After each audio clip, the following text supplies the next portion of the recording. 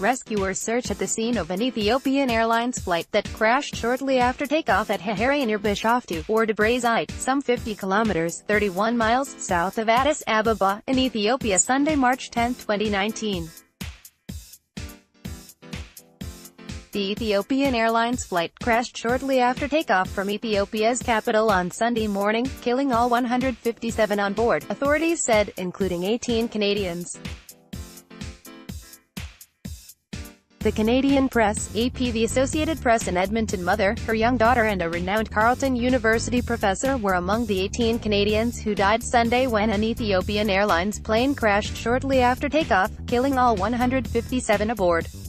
Mohammed Hassan Ali said his sister, Amina Ibrahim Odawa, and her 5-year-old daughter, Sophia Faisal Abdul Qadir, were on board the jet that went down 6 minutes after it took off from the Addis Ababa airport on the way to Nairobi, Kenya. She was a very nice person, very outgoing, very friendly.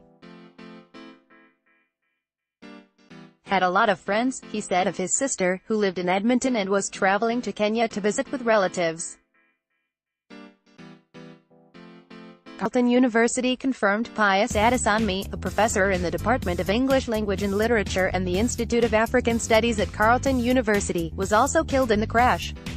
Benoit Antoine Bacon, the school's president and vice-chancellor, described him as a global thinker, and a towering figure in African and post-colonial scholarship. Bacon said Adesanmi made an enormous impact on the university community since joining it in 2006, both as an academic and a person. What's striking about him was that he welcomes you with his whole being, he said. In a phone interview, he's a person of integrity, of wholeness, of warmth, and you can imagine the impact of his brilliant intellect as a great scholar and of the kind of man he was, the kind of person that he was. Tributes also poured in from Adesanmi's students and colleagues, both in Canada and his native Nigeria. Mitchell Dick, a Carleton student, said Adesanmi was among his most memorable professors. He was extremely nice and approachable, and his way of teaching was very vivid and accessible for everybody, whether you were an English major or not, he said. From the Canadian University Men's Basketball Championship in Halifax, where a moment of silence was held Sunday for the victims.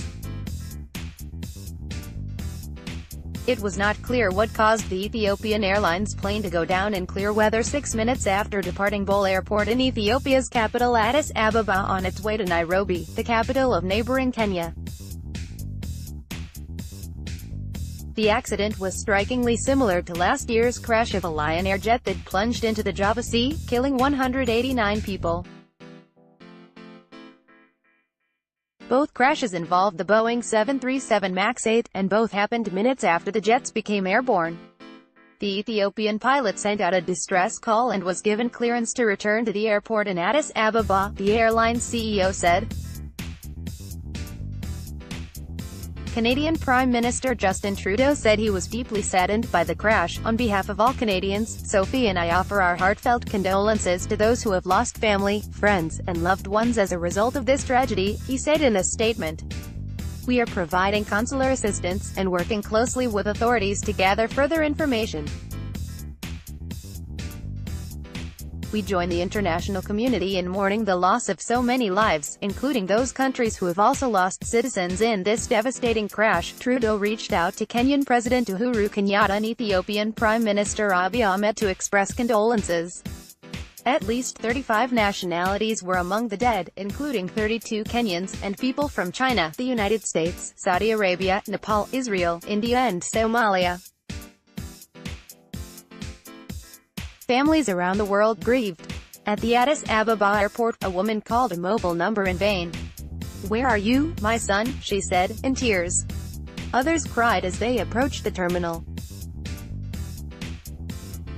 At the crash site, the impact caused the plane to shatter into small pieces. Personal belongings and aircraft parts were strewn across the freshly churned earth. Bulldozers dug into the crater to pull out buried pieces of the jet. Red Cross teams and others searched for human remains. In one photo, teams could be seen loading black plastic bags into trucks. As sunset approached, crews were still searching for the plane's flight data recorder, the airline's chief operating officer said. Other worried families gathered in Nairobi. Agnes Muilu came to pick up his brother. I just pray that he is safe or he was not on it. Relatives were frustrated by the lack of word on loved ones. Why are they taking us round and round? It is all over the news that the plane crashed, said Edwin Ongendi, who was waiting for his sister. All we are asking for is information to know about their fate. Ethiopian Airlines said it has contacted the families of the victims and will soon conduct forensic investigations to identify the 149 passengers and 8 crew. Some of those aboard were thought to be traveling to a major United Nations environmental meeting scheduled to start Monday in Nairobi. UNHCR, the UN Refugee Agency, said staff members were among the victims, as were colleagues from the United Nations. A UN official said the United Nations expects that about a dozen passengers affiliated with the World Organization were on the Ethiopian Airlines jet, with files from Keith Doucet, Adam Burns, Alison Jones and the Associated Press.